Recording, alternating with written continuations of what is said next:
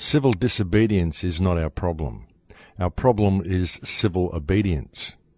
Our problem is that people all over the world have obeyed the dictates of leaders, and millions have been killed because of disobedience. Our problem is that people are obedient all over the world in the face of poverty and starvation and stupidity and war and cruelty. Our problem is that people are obedient while the jails are full of petty thieves and the grand thieves are running the country. That is our problem. And that was said by Howard Zinn. Welcome to Surviving the Matrix, ladies and gentlemen. My name is Maxwell Egan. It's a pleasure to be with you once again, and I'll be your host for the next hour.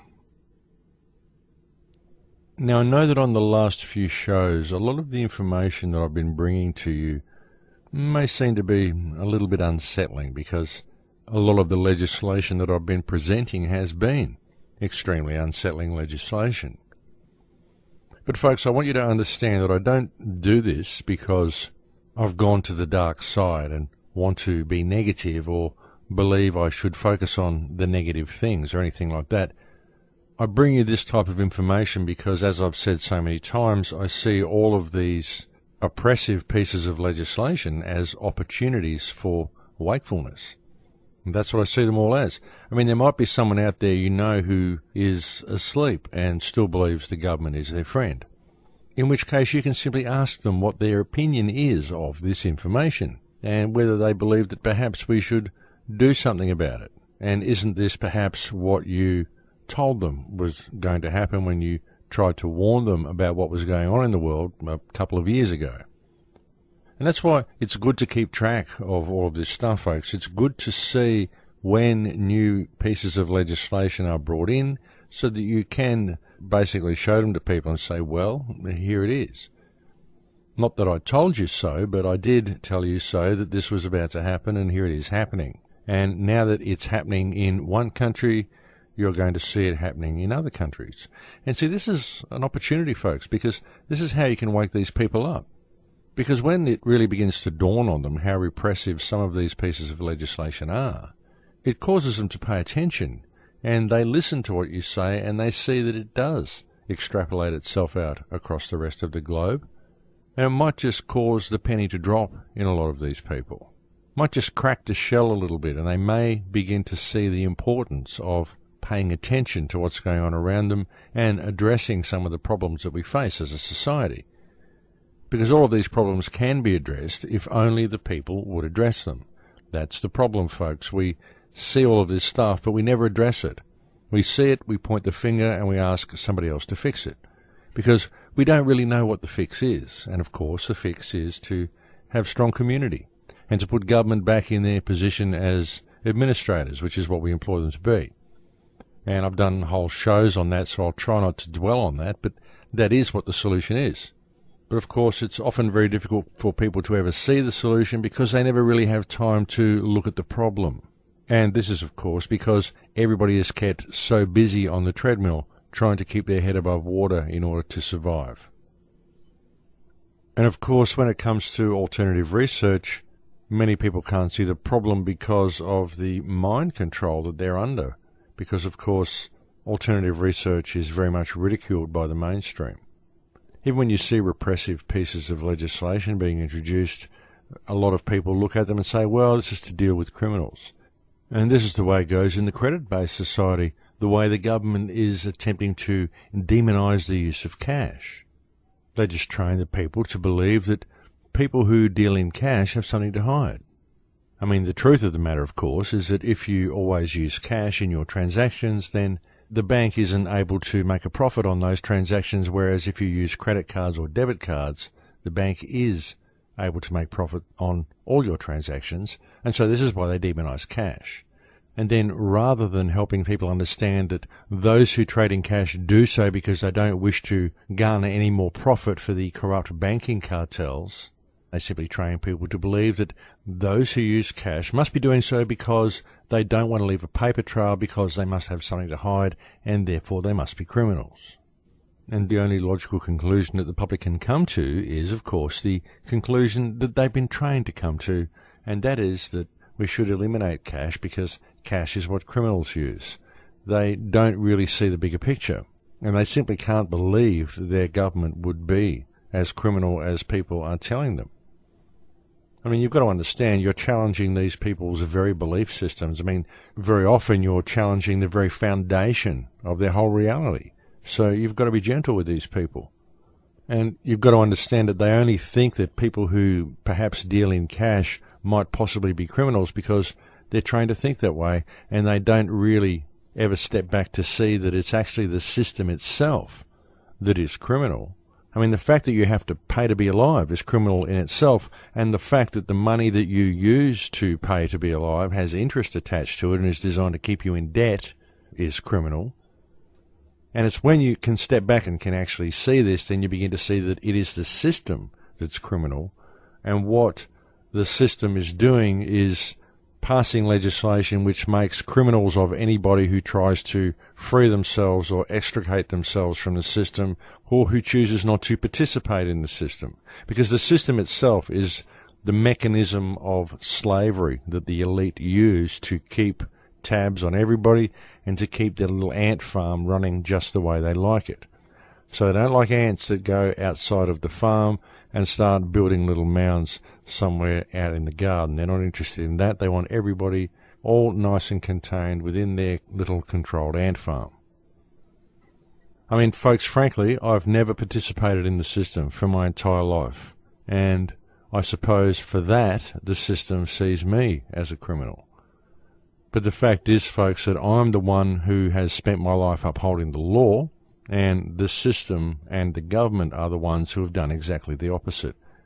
Because, as I've often said, folks, there really is only one law, and that is to do no harm. And yet, the system itself imposes legislation which seeks to do harm to me should I disobey its legislation. And yet it claims to be acting within the parameters of the law.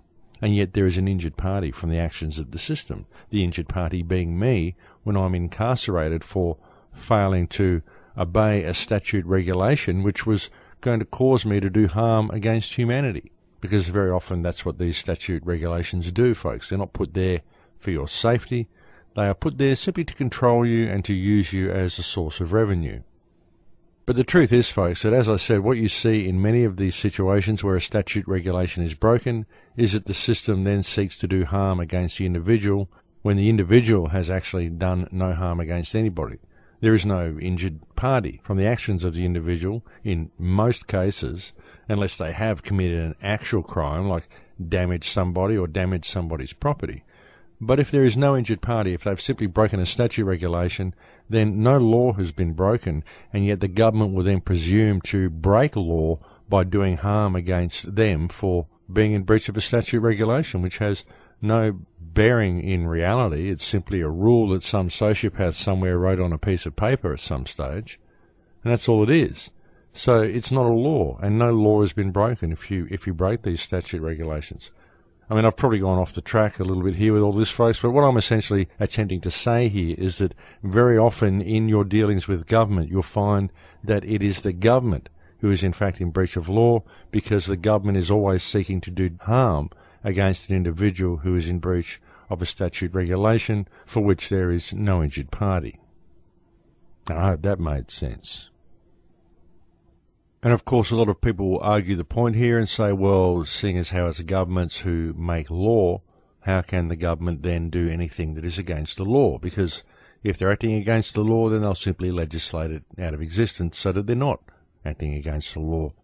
But what people are doing here is they are confusing that which is lawful with that which is legal. In that context, it's virtually impossible for the government to do anything illegal because the government controls the legal system. But the legal system is not law. The legal system is legislation, which very often replaces law with the will of politicians. That's its purpose. So whether something is legal really has no bearing on whether it is lawful. And that's where a lot of people's arguments break down, because they are very concerned with the legalities of their approach to the system, where I'm not concerned with it at all. I see it all as fiction. I'm more interested in that which is lawful. And what is lawful, of course, relates to common law. And in common law, if a crime has been committed, an actual crime, and if an actual law has been broken, then of course there is always an injured party. And folks, when I talk about this sort of stuff on the radio show, I don't want to get anybody in trouble. I'm not asking you to go out there and take on the court system and try to put them in their place or anything like that. I'm just explaining to you how I view reality, how I view the system. If I'm ever in difficulty with the authorities, this is the approach that I take. And it works for me because I know who I am and I know what I'm saying, and I know that if I get myself into a particular situation, if I just speak English and actually speak to the person within the outfit, always make sure that I'm speaking to the man, the living, breathing, flesh and blood, sentient life form, and not whatever role they happen to be playing, whether they happen to be playing judge or captain or police officer or whatever. I just always speak to the man.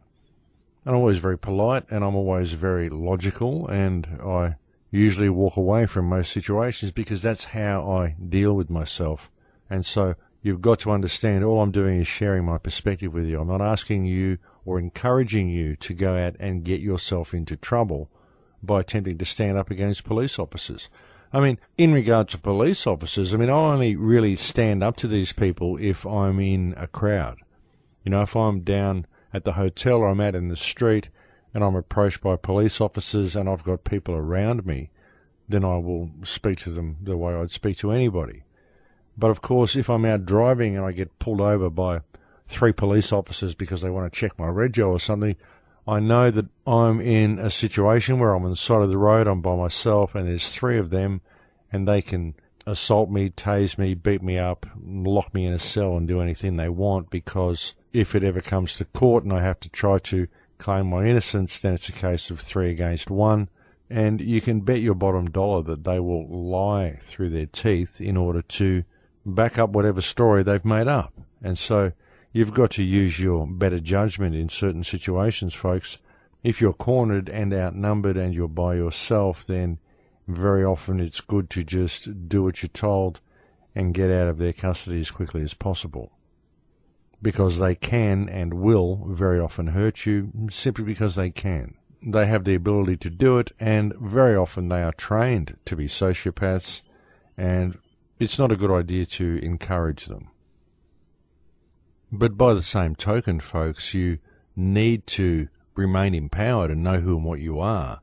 Just know how to deal with particular situations when you need to. I will never back down to these people, and I will always question what they are doing, but I do it in a polite way so as not to aggravate the situation. But anyway, folks, enough of the topic of police. Now, everybody has been expecting 2012 to be a year of change. This is mentioned in a myriad of ancient prophecies, and it's very much imprinted into the mindset of humanity. A lot of people are expecting changes this year. And folks, we certainly are seeing a lot of changes, but we're seeing them come from all directions. We're seeing people going through personal changes within themselves, and we're certainly seeing the government doing its best to curtail whatever freedoms the people have left this year. They've been ramping up the legislation in virtually all countries around the world. We've also got massive environmental changes happening all around the world, a lot of it through our own actions, through things such as Fukushima. Fukushima seems to be something everybody's sort of forgotten about, but Fukushima is still pouring radiation into the ocean and into the atmosphere. It's probably 10 times worse than the Chernobyl disaster, and it's still completely uncontained. And that should be a pretty good sign for people that the governments of the world really don't give a damn about what's going on in the world, folks, because the Fukushima situation is a situation that isn't localized to Japan. This is a situation that affects the entire world. And the fact that the governments just don't stop what they're doing and go and fix this problem altogether, regardless of whatever fictional cost they've put on the operation, speaks volumes. It really does, because if these people cared about the world at all, and if they even had any intelligence at all, they would go and fix this problem. But they don't because of the expense involved in fixing the problem. But expense, of course, is fiction. It's just a system that we made up. It doesn't really have much to do with reality at all. And it's actually a very good example of how the creation of money serves to prevent humankind from being all that it can be. It's designed to place people and situations now as well in a state of shortage.